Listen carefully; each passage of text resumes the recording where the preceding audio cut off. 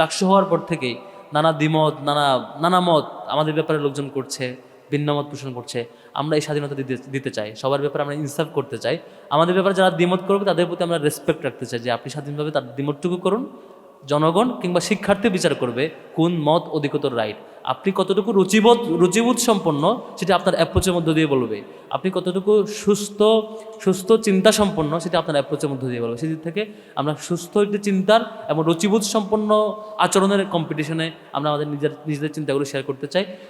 স্বাধীনতার বিজয়ের আজকে 54 বছর পার হলেও অলরেডি আলোচনা আপনারা দেখেছেন, শুনেছেন ক্লিয়ারলি যে লক্ষ লক্ষ শহীদরা যে জীবন দিয়েছে, জীবনের একটা কমিটমেন্ট, একটা প্রত্যাশার জায়গা ছিল যে এখানে সামাজিক সুবিচার নিশ্চিত হবে এবং সাম্য নিশ্চিতভাবে আমরা দেখতে পাবো এবং সকলের অধিকারটা আমরা নিশ্চিতভাবে পাবো। কিন্তু গত 54 বছরের ইতিহাস আমরা পাই নাই। বারবার দফায় দফায় আমরা আসলে হেরেছি, বারবার আমরা পরাজিত হয়েছি একটি চক্রের কাছে, যে চক্র কখনো স্বৈরাচারের ঢঙে এসেছে, কখনো বাকশালের মাধ্যমে এসেছে, কখনো সেনা শাসনের মাধ্যমে এসেছে, কখনো অবিচারের মাধ্যমে, কখনো দুর্নীতি, সর্বশেষ আমরা ফ্যাসিবাদ, গুম খুম, হত্যাকাণ্ড দেখেছি।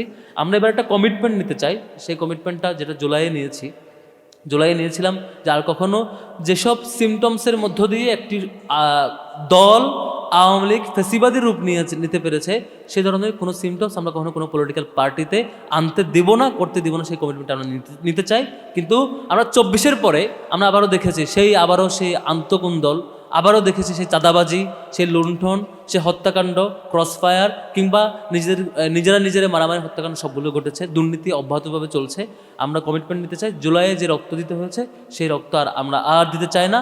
আমরা সেই বিজয়ের কমিটমেন্টটা নিয়ে আমাদের স্বাধীনতা যুদ্ধে যারা জীবন দিয়েছে সেই কমিটমেন্টটা রাখতে চাই, ইনসাফ কায়েম করতে চাই। ইনসাফ কায়েমের এ পথে সকল দুর্নীতির বিরুদ্ধে, সকল অন্যায়ের বিরুদ্ধে এবং সকল কুন্দলের বিরুদ্ধে, সকল রাজনৈতিক সহিংসতার বিরুদ্ধে, মিথ্যা ইতিহাস বর্ণনার বিরুদ্ধে, মিথ্যাচারের বিরুদ্ধে আমাদের এই লড়াই চলবে।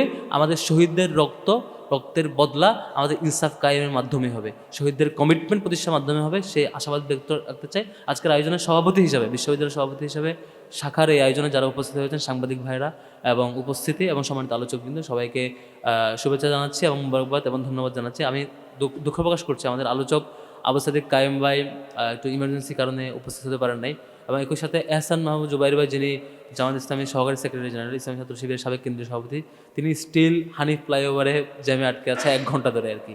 তো আলোচনার নির্ধারিত সময় আসবেন এটা মাথায় রেখে বের হয়েছেন, কিন্তু আজকে একটু অস্বাভাবিক জ্যাম, এবং একটা জায়গাতে এই আলোচনা শুরু হওয়ার আগে থেকেই উনি জ্যামে ছিলেন, স্টিল জ্যামের মধ্যে আছেন, বেরোতে পারেন নাই, যে কারণে তিনি আপনাদেরকে সালাম এবং শুভেচ্ছা পাঠিয়েছেন এবং ক্ষমা সুন্দর দৃষ্টিতে দেখবেন আজকের আয়োজনে সকল আলোচক উপস্থিত হতে না পারার কারণে। আমি সবাইকে শুভেচ্ছা জানিয়ে শেষ করছি এবং আমাদের হালকা নাস্তা থাকবে, নাস্তাগুলো গ্রহণ করবেন। সবাইকে আবার ধন্যবাদ। আসসালামু আলাইকুম রহমতুল্লাহ।